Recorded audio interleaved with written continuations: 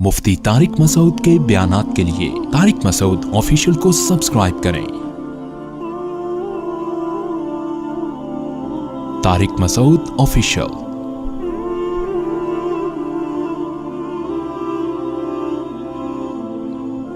हज़रत उमर रज़ी अल्लाह ताला अन्हु हदीस के रावी हैं, मशहूर हदीस जिसको हदीस जिब्रील कहा जाता है कि आप सल्लल्लाहु अलैहि वसल्लम की महफिल में एक शख्स आया और क्या था, शदीदु बयाद सियाब, इंतहाई सफ़ेद कपड़े उस शख्स ने पहने हुए, शदीदु सवाद शार, इंतहाई स्याह बाल, ला युरा अलैहि असरु सफर वला यारिफुहु मिन्ना अहद। कितनी अजीब बात है, कह रहे हम में से कोई उसे जानता भी नहीं था लेकिन उस पे सफर के कोई आसार थे भी नहीं। तो बहुत अजीब सी बात है या नहीं है कि एक बंदे के इतने सफेद कपड़े, जबकि वो इस महल्ले का भी नहीं, क्योंकि पहले तो ऊंटों पे पैदल आते थे ना, तो भाई मैले कपड़े होते, हम कहते हैं पता नहीं कहां से आया होगा, मिस्र से आया होगा, शाम से आया होगा, कहीं से आया होगा। वो लोग तो सब एक दूसरे को जानते थे, जैसे गांव में जानते, सदियों से इकट्ठे रह रहे हैं, लेकिन कपड़ों की सफेदी से लग रहा है भाई मकामी आदमी अभी नहा धो के आया है, मगर हम में कोई उसको जानता नहीं। और ऐसा जवान के उसके इंतहाई से अहबाल, और नबी से इतनी बेतकल्लुफी का इजहार जैसे कोई पुराना दोस्त हो। हत्ता असनदा रुकबतैहि इला रुकबतैहि व वज़अ कफ़ैहि अला फ़ख़िज़ैहि, अपने घुटने नबी के घुटनों के साथ मिला दिए, ऐसे दो जानों चिपक के बैठ गया, और अपने हाथ अपनी या नबी की रान मुबारक पे रख दिए। तो कितना अजीब मंजर है। लेकिन हजरत उमर फरमाते हैं हम में ये गोया हदीस का मफहूम है कि हम में हिम्मत नहीं हुई कि नबी से पूछे कि ये कौन है। भाई देख रहे हैं बस, जो भी मंजर है देखते रहो, हो क्या रहा है। भाई नबी जब ना उसको डांट रहे हैं ना उसे कुछ कह रहे हैं, होगा कुछ हमें नहीं पता। और फिर आगे क्या फरमाते हैं कि नबी से सवाल पूछा, या मोहम्मद अखबिरनी अनिल इस्लाम, आप मुझे बताओ इस्लाम क्या है। तो आप सल्लल्लाहु अलैहि वसल्लम ने बताना शुरू किया, अल इस्लाम व अन तशहद अल्ला इलाहा इल्लल्लाह व अन्ना मुहम्मद रसूलुल्लाह। सब सहाबा बैठे हुए हैं, सब ये मंजर देख रहे हैं, मगर किसी की हिम्मत नहीं है कि वो नबी की मजलिस में पूछ ले। चुप करके देखते रहो क्या हो रहा है। हम होते 20 दफा हम दरमियान में पहले उसको गिरबान से पकड़ के बाहर निकालते हैं, तू है कौन, किससे पूछ के आया, और तू पहले बता, तू तेरे कपड़ों पे ना कोई असर है, जिन तो नहीं है कहीं। भाई देख रहे हैं कि जब नबी कुछ नहीं कह रहे तो सबसे ज्यादा एतराज किसको होना चाहिए था, नबी को। तो नबी हमसे ज्यादा जानते हैं, तो जब वो खामोश है तो हम भी क्या करें, चुप करके बैठे रहे, आराम से खामोशी से बैठे रहे। और फिर कितना अजीब मंजर कि घुटने नबी के घुटनों मुबारक के साथ मिला के पूछ रहे हैं कि अखबिरनी अनिल इस्लाम, आप बताओ मुझे इस्लाम क्या है।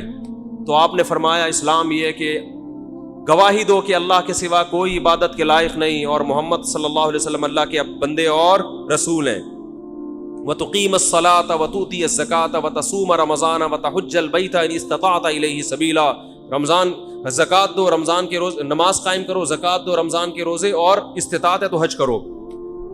फरमाते हैं उसने कहा सदक़ता, ए मोहम्मद आपने सच कहा। हज़रत उमर कहते हैं हमें और अजीब, फ़अजिबना यसअलुहु व युसद्दिक़ु।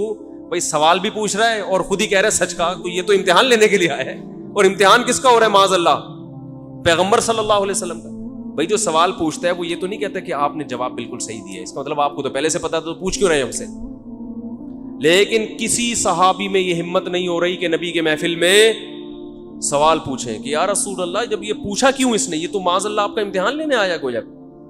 फिर उसने पूछा, जिब्रील, वो बाद में पता चला वो फरिश्ते जिब्रील अलैहिस्सलाम थे। फिर पूछा कि मल ईमान क्या है, मल ईमान। तो उन्होंने आप सल्लल्लाहु अलैहि वसल्लम ने फरमाया ईमान ये अल्लाह पर, उसकी किताबों पर, उसके रसूलों पर, उसके फरिश्तों पर, आखिरत के दिन पर, तकदीर पर ईमान लाया जाए। सदक़ता, सच कहा। फिर उन्होंने पूछा कि एहसान क्या है। फिर आपने फरमाया तअबुदल्लाह कअन्नका तराहु फ़इन लम तकुन तराहु फ़इन्नहु यराक, अल्लाह की ऐसे इबादत करो जैसे तुम देख रहे हो, क्योंकि वो तो तुम्हें देख रहा है। सदक़ता, उसने कहा बिल्कुल सच कहा मतस्सा, क़यामत कब आएगी। तो आप सल्लल्लाहु अलैहि वसल्लम ने ये नहीं फरमाया ला अदरी, मुझे नहीं पता, क्योंकि आपको मालूम था कि जैसे मुझे नहीं पता सामने वाले को भी नहीं पता। समझ रहे हो, ये किसी को भी नहीं पता। तो यहां आपने जवाब में ये नहीं कहा मुझे मालूम नहीं है, بلکہ آپ نے بتا دیا کہ جیسے تمہیں معلوم نہیں ہے یہاں تم صدقہ نہیں کہہ سکتے، جیسے مجھے معلوم نہیں ہے تمہیں بھی، اس لیے آپ نے فرمایا مل مسئول عنہا بأعلم من السائل۔ عربی بڑی خاندانی زبان ہے، خدا کی قسم عربی جو ہے نا بڑی پیاری زبان ہے، کسی کو صحیح آتی ہو تو عربی کی بلاغت کا عربی میں ہی مزہ ہے۔ مل مسئول عنہا بأعلم من السائل، جس سے پوچھا جا رہا ہے وہ پوچھنے والے سے زیادہ نہیں جانتا، جس سے پوچھا جا رہا ہے وہ پوچھنے والے سے زیادہ نہیں جانتا۔ قرآن کی بعض آیتیں ایسی وجد والی ہیں نا کہ مزہ آتا ہے ان کو پڑھنے میں۔ جو موسیٰ علیہ السلام کو اللہ نے کہا تھا نا قُلْنَا لَا تَخَفْ إِنَّكَ أَنْتَ الْأَعْلَى، اس کا اردو میں ترجمہ نہیں بنتا۔ موسیٰ علیہ السلام کے سامنے جب جادوگر تھے نا تو جادوگروں نے ہزاروں لاٹھیاں پھینکی، سانپ بن کے حضرت موسیٰ کی طرف دوڑنے لگی۔ قرآن کہہ رہے فَأَوْجَسَ فِي نَفْسِهِ خِيفَةً مُوسَىٰ، موسیٰ نے دل میں کیا محسوس کیا؟ خوف۔ دیکھو قرآن کے الفاظ یہ نہیں ہے کہ موسیٰ گھبرانے لگے، کیونکہ اگر گھبرانے لگتے نا دشمن پہ روب ختم ہو جاتا، دشمن کہتا ہار گئے۔ قرآن دل کی کیفیت بیان کر رہے، موسیٰ نے گویا اپنے ظاہر پہ کنٹرول کیا ہوا تھا، سمجھ رہے ہیں؟ ظاہر پہ کیا کیا ہوا تھا حضرت موسیٰ علیہ السلام نے؟ کنٹرول کے مجھے بالکل گھبراہٹ نہیں ہے، لیکن قرآن دل کی کیفیت بیان کر رہا ہے، دل میں کیا تھا؟ خوف۔ یہ بلاغت ہے۔ فَأَوْجَسَ فِي نَفْسِهِ، خَافَ موسیٰ نہیں ہے، موسیٰ خوفزدہ ہو گئے۔ اس لیے ہم کہتے ہیں نا فلاں خوفزدہ ہو گیا، تو اس سے یہ متبادر ہوتا ہے کہ یعنی دیکھنے میں ایسا لگ رہا تھا کیا ہو گیا، اس خوف کے آثار دل سے کہاں آئے؟ جسم پہ۔ حضرت موسیٰ نے اپنے اوپر کنٹرول کیا کہ یہ اتنا بڑا مقابلہ ہو رہا ہے اسلام اور کفر کا، ایمان اور کفر کا، کہ اگر میں گھبرانے لگا نا ان کے سامنے تو یہ کیا ان سے ان کا مورال کیا ہو جائے گا؟ بلند۔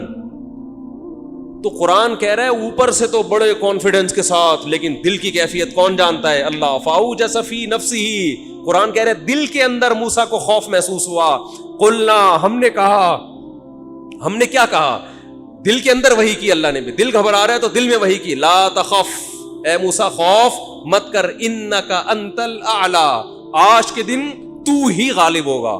یہ نہیں کہا انک الاعلی، نا نا نا نا نا، انک الاعلی نہیں کہ تو غالب ہوگا۔ انکا، دیکھو انکا کا معنی بھی وہی ہے جو انکا انتا ہے، کا کا مطلب بھی تو، انتا کا معنی بھی تو۔ تو جب ایک دفعہ کا کہہ دیا تو دوبارہ انتا کہنے کی کیا ضرورت ہے بھائی؟ ابے چھوڑو یار، رہنے تو تم لوگ کو بہت مشکل ہے بات سمجھانا۔ مجھے مزہ آ رہا ہے نا اس آیت میں، وہ آپ سوچ بھی نہیں سکتے۔ قرآن یہ نہیں کہہ رہا انک الاعلی کہ تو کیا ہو جائے گا، تو ہی برتر ہوگا، تو ہی غالب ہوگا۔ انکا انتا، یہ تاکید کے لیے، اے موسیٰ تو، صرف تو، ٹھیک ہے نا، اکیلا۔ الاعلی، اور اعلی بھی نہیں ہے، اصولی طور پر خبر پر الف لام داخل نہیں ہوتا۔ گرامر کے لحاظ سے اصولی طور پر انکا انتا اعلی ہونا چاہیے، یا انکا، سوری انتا نہیں، انکا اعلی۔ مبتدا معرفہ ہوتا ہے، خبر کیا ہوتی ہے؟ نکرہ۔ سمجھتے نہیں ہو بات، جب پڑھو گے نہیں رات کو تو سمجھو گے نہیں بات کو۔ انکا اعلی ہونا چاہیے، اے موسیٰ تو غالب آ جائے گا، یہ مطلب ہوگا سیدھا سیدھا ترجمہ اس۔ اللہ نے اعلی پہ الف لام لگا دیا۔ الف لام جب لگتا ہے نا کسی، تو وہ کسی اسپیسیفک چیز کو کہتے ہیں۔ جیسے کتاب کا مطلب کوئی بھی کتاب، الکتاب کا مطلب کوئی اسپیسیفک، کوئی خاص کتاب۔ آپ جب کہتے ہیں بندہ آیا ہے، بچے گھر میں آ کے بتا رہے ہوتے ہیں پنجاب میں بندہ آیا ہے، کراچی میں کہتے ہیں آدمی آیا ہے کوئی، یہ بندہ کا لفظ پنجاب سے امپورٹ ہوا ہے۔ کراچی میں لوگ کہتے تھے کوئی انسان آیا ہے، کوئی آدمی آیا ہے، تو پنجاب میں کیا کہتے ہیں اس کو؟ بندہ آیا ہے۔ اچھا شگون کے انسان کا بچہ بن جائے، وہ بندہ بن جائے، ٹھیک ہے نا۔ تو ہم جب کہتے ہیں کوئی بندہ آیا ہے، یہ ایک بندہ آیا ہے، تو وہ ان نون ہوتا ہے اکثر۔ ابو کو بتا رہے ہوتے ہیں ابو ایک انکل آئے ہیں، اس کا مطلب کیا ہوتا ہے؟ کوئی ہے۔ لیکن اگر ایسا بندہ آیا ہو جس کا آپ کو پتا ہو، یعنی پہلے آ چکا ہو اور آپ اس کے انتظار کر رہے ہو، وہ اسپیسیفک وہ بندہ آ چکا ہو، تو عربی میں کہیں گے البندہ۔ بندہ عربی کا لفظ نہیں، لیکن میں سمجھانے کے لیے، جاء رجل यो सड़े रागले, यो सड़े कहेंगे ना, यो सड़े रागले, मौका देके भाग ले। एक बंदा आया है, जा अर रजुल, तो इसका मतलब वो एक मखसूस बंदा है जिसका पहले से आपकी खोपड़ी में तसव्वुर है। तो कुरान कह रहा है इन्नका अंतल अल आला। अल आला का मतलब कि जब मुकाबला हो रहा है ना, तो जो शख्स बरतर आने वाला है, लोगों के जहन में गोया कि उसका एक तसव्वुर है कि एक न एक जीतेगा, तो वो जो जीतने वाला मखसूस शख्स है, आपके अलावा कोई भी नहीं है वो, और सिर्फ आप ही हो। अल आला कौन है आज? अल आला, आला नहीं बल्कि अल आला कौन है? पूरा पूरा तर्जुमा हो नहीं सकता इसका। वो कौन है? ए मूसा, सिर्फ और सिर्फ तू ही है। तो ला तखफ, तुझे खौफजदा होने की जरूरत नहीं है। तो क्या बात कर रहा था मैं, ये आयत कहां से आ गई? हाँ, तो यही नबी सल्लल्लाहु अलैहि वसल्लम ने जो फरमाया ना, मल मसऊलु अन्हा बिअअलम मिनस साइल, ये भी क्या है? बलागत है। जिससे पूछा जा रहा है वो साइल, मसऊल साइल से ज्यादा नहीं जानता। तो फिर हजरत जिब्रील ने, वो जो इंसान थे, वो जिब्रील थे, इंसान की शक्ल में आए थे, उन्होंने पूछा कि अलामात बताएं, तो आपने फरमाया अंतलिदल अमतु रब्बतहा। इस हदीस पे जो अदब वाली बात है वो मैं भी गिच्ची पकड़ के रखना, भूल ना जाऊं। लेकिन इस हदीस में बात आ गई है, तो एक दिलचस्प बात क्या है, आपने क़यामत की पहली अलामत बताई कि बांदी अपने आका को जनेगी। यानी लौंडी और गुलाम से जो बच्चा पैदा होगा वो माँ का बेटा कम और माँ का बाप, बोलो, ज्यादा। माँ का मौला और माँ का आका ज्यादा होगा। गुलाम की मिसाल नहीं दी, क्योंकि गुलाम मर्द होता है ना, उस पे तसर्रुफ थोड़ा सा फिर भी कम होता है, यानी वो आपकी मिल्कियत में होता है लेकिन उस पे कंट्रोल कम होता है, क्योंकि आदमी है। जब औरत आपकी मिल्कियत में होती है, लौंडी, उस पे वो तो कमजोर है ना, उस पे क्या होता है, आपका तसर्रुफ ज्यादा। तो जो मुकम्मल गुलाम और बांदी थी, वो जब जनेगी जिस नस्ल को, तो होना तो ये चाहिए था कि जिसने जना है उसका मकाम ऊंचा, लेकिन जिसको जनेगी ना वो ही उस पे क्या करेगा। यानी मां का तो ऐसा हक है ना, मां को तो सारी दुनिया जानती है ना कि मां ने कैसे गोद में पाला, कैसे जना, और लोग मां के ताने देते हैं ना। हजरत मूसा अलैहिस्सलातु वस्सलाम ने जब हजरत हारून की दाढ़ी पकड़ के खींची है ना, जब हजरत मूसा अलैहिस्सलाम कोहे तूर पे गए तौरात लेने, पीछे बनी इसराइल ने बछड़े की इबादत शुरू कर दी। हारून अलैहिस्सलाम को निगरान बना के गए थे कि जरा इनकी हिफाजत करना, बड़े नालायक लोग हैं, दाएं बाएं ना हो जाए। तो जब वापस आए तो देखा कि वो क्या कर रहे हैं, बछड़े की इबादत। तो हजरत मूसा को सबसे पहले गुस्सा किस पर आया? हजरत हारून पर। अपने भाई की दाढ़ी पकड़ के खींची कि मा मना का इधर आई ताहूं मुगल्लू, ये गुमराह हो रहे थे, आपने रोका क्यों नहीं? तो हजरत हारून ने क्या कहा? बाप का वास्ता नहीं दिया बल्कि माँ का। ला यबना उम्मा, ए मेरी अम्मा के बेटे, ए मेरी माँ के बेटे, क्योंकि ये रिश्ता फौरन समझ में आता है, माँ का वास्ता, क्योंकि मोहब्बत की अलामत है ना। अब्बा जो है ना, वो तरबियत के लिए अल्लाह ने बनाया, वो मोहब्बत वापस ज्यादा अब्बा से उम्मीदें नहीं लगाया करें। अब्बा की एक अलग वैल्यू है, मोहब्बत बहुत ज्यादा करते हैं अब्बा, लेकिन वो जितलाते नहीं है। वो कह रहे हैं तमीज से ज्यादा लाड प्यार दिखाओगे ना अब्बा, ये हो गया तमीज से बैठ वहां जाके आराम से, ठीक है ना, जो बात है अदब तमीज। माओ को ज्यादा अदब तमीज नहीं, माओ को लाड चाहिए होते हैं। तो इसलिए अब्बा मोहब्बत तो बहुत करते हैं, लेकिन वो आसानी से समझ में नहीं आती, क्योंकि ताजीम उस पर गालिब होती है। अम्मा की मोहब्बत 2 मिनट में समझ में आ जाती है। तो जब भी वास्ता दिया जाता है किसका? अम्मा का। तो हजरत हारून भी वास्ता किसका दे रहे हैं कि भाई एक ही माँ के हम दोनों औलाद हैं, आप इतनी सख्ती तो ना करें ना, माँ का वास्ता दे रहा हूं आपको, यबना उम्मा, ए मेरी अम्मा के बेटे। तो माँ जो इतना करीबी रिश्ता है, जिसकी मोहब्बत सबको समझ में आती है, उसको गुलाम बना लेना तो ये खोपड़ी में आने वाली बात नहीं है। लेकिन हदीस में क्या आता है, कुर्बे क़यामत में बेटा क्या होगा? माँ पे हुकूमत करेगा, बेटा माँ पे हुकूमत करेगा। तो होना तो ये चाहिए था कि जो जने, वो जिसको आप जन रहे हैं वो गोया किस्म की लौंडी गुलाम हो, मातहत हो, लेकिन उल्टा हिसाब हो रहा होगा। तो ये भी पता चल रहा है कि अदब मार्केट से क्या होना शुरू हो जाएगा? शार्ट। मतलब हदीस का यही है कि छोटे जो है ना, वो बड़ों की जगह हो जाएंगे, और बड़े, और ये खुदा की कसम आज अपनी आंखों से मैं देख रहा हूं, ज्यादातर लिबरल लोगों के घरों में देख रहा हूं, दीनदार घरों में कम। باپ اور ماں اپنے بچوں کو اسکولوں میں 15-20 ہزار روپے فیسیں دے کر بدتمیز بنا رہے ہیں باقاعدہ پیسوں کے ذریعے. یعنی اسکولوں میں پڑھا رہے ہیں, ماڈرن اسکول ہیں, اور بہت ہی ماڈرن قسم کے اسکول جن میں مذہب نہیں ہے. بچہ انگلش میں انگلش بہت اچھی بول لیتا ہے, اور ٹھیک ٹھاک فیسیں دے کے کیا کر رہے ہیں, اپنی نافرمانی پیسے دے کے سکھا رہے ہیں. آج بھی میرے پاس ایک کیس آیا, کسی کو نہیں پتا چلے گا کس کی بات ہو رہی ہے. ایک صاحب نے کہا میں نے اپنی بچی کو ایڈمیشن کروایا, میں 20 ہزار روپے فیسیں دے رہا ہوں, اور وہ چرس پی رہی ہے, وہ پتہ نہیں کتنے لڑکوں سے دوستیاں لگا رہی ہے. تعلیم کو فوکس کرنے کے چکر میں تہذیب کا بیڑا غرق کر دیا. یعنی گویا کہ پیسے دے کے باقاعدہ کیا کیا جا رہا ہے, اپنے بچوں کو خراب کیا جا رہا ہے. تو جنا بھی خود, احسان بھی خود کیا, اور نکلا کیا رزلٹ, وہی آپ پہ کیا کر رہا ہے حکومت, وہ آپ کی ایک بات ماننے کے لیے تیار نہیں ہے. تو یہ وہ دور ہے جس سے ہم گزر رہے ہیں. تو اس میں بھی ادب کی تلقین کی گئی ہے. میں جب کچھ اس طرح کے لوگ آتے ہیں نا میرے پاس, کہ باپ بیٹا بیٹھا ہوا ہوتا ہے اور باپ اپنے بیٹے کی شکایتیں کر رہا ہوتا ہے بڑے دھیمے لہجے میں کہ بچے کو غصہ نہ آ جائے, اور بیٹا جواب دے رہا ہوتا ہے بڑی اونچی آواز میں. یہ میں نے بہت دیکھ لیا ہے, بہت دیکھ لیا اپنی زندگی میں. اس سے مجھے فوراً وہ حدیث یاد آتی ہے کہ اس کو باپ ہونا چاہیے اور اس کو بیٹا. باپ کو یہ ڈر لگتا ہے کہ یار اب میری اولاد ہے, یار میں کوئی اونچی آواز سے سخت ایک دم میٹر نہ گھوم جائے اس میں. دیکھو یہ اولاد کے نالائق ہونے کی علامت ہے کہ آپ نے اپنے باپ کو یہ اتھارٹی نہیں دی ہے کہ وہ آپ کو ڈانٹ سکے. اگر آپ کا باپ آپ کو ڈانٹتے ہوئے گھبراتا ہے نا, خدا کی قسم یہ باپ کے خراب ہونے کی دلیل نہیں ہے, یہ اولاد کے خراب ہونے کی دلیل ہے. یہ اولاد کے خراب, وہ ڈر لگتا ہے اس کو کہ یار کچھ بول دوں تو ایسا نہ ہو ناراض ہو جائے.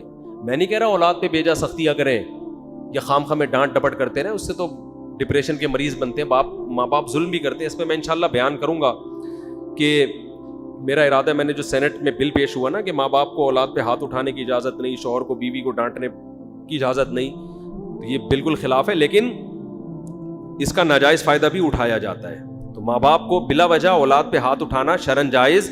آج ایک صاحب بحث کرنے لگے کہ مجھے اجازت دی ہے شریعت نے کہ میں اپنے بچے کو تھپڑ مار سکتا ہوں. میں نے کہا آپ کو اجازت شریعت نے نہیں دی ہے کہ بلا وجہ آپ اپنے بچے پہ ہاتھ اٹھائیں, اور خاص طور پہ نابالغ پہ. نابالغ کے حقوق اسلام میں بہت زیادہ ہیں. ماں کو اجازت نہیں اپنا غصہ آپ کسی اور پر ہے نکال کس پہ رہی ہے. میں نے ماؤں کو دیکھا ہے طبیعت خراب ہے جھنجلا رہی ہے, بچے کو پڑھ کے طبیعت سے کوٹ دیا اس کو, وہ بیچارہ. بعض بچے ماں کی چنگیز خان جیسی مائیں ہوتی ہیں, وہ بچے ٹھٹر کے ان کی جو گروتھ ہے نا وہی رک جاتی ہے ان کی. اتنا سختی کا ماحول انہوں نے گھر میں دیکھا ہوتا ہے. تو یہ نہ باپ کے لیے جائز ہے اور نہ ماں کے لیے. تو اس میں علماء کے واقعات بھی سناؤں گا کہ اپنی اولاد کو مارنے سے پہلے کیا ان کے اصول تھے کہ ہم زیادتی نہ کر بیٹھے. تو یہ بھی ہے. اچھا خیر, تو جلدی سے بات کو یہ سمیٹ کے ختم کرتا ہوں. یہ کیا ہو گیا. تو رسول اللہ صلی اللہ علیہ وسلم کی محفل میں حضرت جبریل آئے تو حضرت عمر فرماتے ہیں, یہ میرا بھانجا ہے, یہ کہہ رہا ہے میں شادی کروں گا.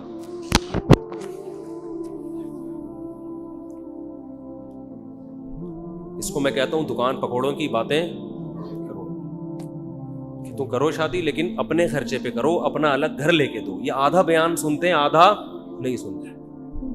ایک دن یہ اور اس کا چھوٹا بھائی دونوں حافظ ہیں ماشاءاللہ, کہنے لگے ماموں کوئی بیوہ شیوا کا رشتہ ہو تو بتا دیں. ان کے گھر میں پھڈا ہو گیا, یار یہ کیا بچے بگڑ رہے ہیں, ہم تو تربیت کے لیے بھیج رہے تھے اور یہ بچے کیا کر رہے ہیں. تو میں نے کہا جب آپ مفتی طارق مسعود کے بیان میں بھیجو گے تو یہ سوچ کے بھیجا کرو. لیکن میں نے ان سے کہتا ہوں کہ بیٹا تم آدھا سن رہے ہو آدھا نہیں سن رہے. میں نوجوانوں کو ترغیب دیتا ہوں شادی کرو, لیکن یہ نہیں کہتا کہ ابا کو فورس کرو کہ ابا اپنے خرچے پہ کرائیں.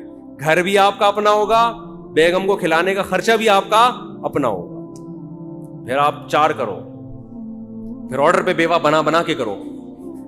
ٹھیک ہے. تو اچھا خیر, تو حضرت عمر رضی اللہ تعالیٰ عنہ فرماتے ہیں فلبثت ملیہ, میں نے جب یہ منظر دیکھا تو میں بہت دنوں تک ٹھہرا رہا. یعنی کچھ دن گزرنے کے بعد بھی حضرت عمر کی ہمت نہیں ہوئی کہ نبی سے پوچھیں کہ یا رسول اللہ یہ کون تھے, یہ کیا ہے احترام, کہ بھئی ایسا نہ ہو نبی صلی اللہ علیہ وسلم ناراض ہو جائیں. خود کیوں نہیں بتا رہے, بھئی یہ اہم بات ہوتی تو آپ صلی اللہ علیہ وسلم تو خود معلم تھے، خود بتاتے. تو فرماتے ہیں کچھ دن کے بعد خود نبی نے مجھ سے پوچھا کہ عمر جانتے ہو وہ شخص کون تھا؟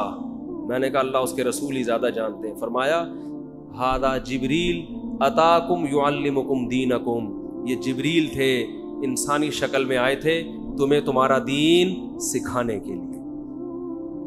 اس سے پتہ چلتا ہے کہ تعلیم کا صرف یہ طریقہ نہیں ہے کہ استاذ بیٹھ کے بچوں کو پڑھاتا رہے سارا دن بیٹھ کے. یہ نیچرل وے آف ٹیچنگ ہے کہ ایک ماحول بنا دیا، ایک شخص آ رہا ہے، صحابہ اچھا پھر ایک تعجب کی فضا قائم کی گئی تاکہ نا ان کو یہ محفل یاد رہے. اگر ایسا ہی ہوتا وہ نارمل ڈریس، سفر والے ڈریس میں آتے تو یہ تو نارمل مجلس ہے، بھائی کوئی مسافر آیا ہے. ایسا ایک مخمصے میں ڈالا گیا کیونکہ جب کوئی ایسی عجیب سی محفل ہوتی ہے نا تو دماغوں میں بیٹھ جاتی ہے، اس کا ایک ایک منظر یاد رہتا ہے.